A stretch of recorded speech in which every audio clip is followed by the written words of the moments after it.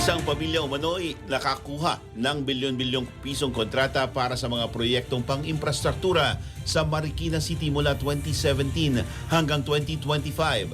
Ayon sa isang exclusive report ng Billionaire News Channel, binanggit sa ulat ang aligasyon ng mag-asawang kontraktor na sina Sara at Curly Descaya na si Teodoro Umano ay tumanggap ng 18% commission sa pamamagitan ng Bell Construction.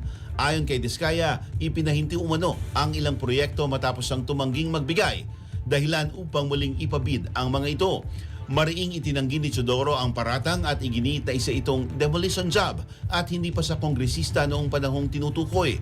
Batay sa mga dokumento ng DPWH, ang Bell Construction ay pagmamay-ari ni Elmer De Leon at nakakuha ng 63 kontrata na nagkakahalaga ng 3.2 billion pesos. Lumabas din na kapareho ng address nito ang dalawang kumpanyang pagmamay-ari ng mga kaanak ng De Leon habang patuloy pang kinukuhanan ng pahayag ang kanilang panig.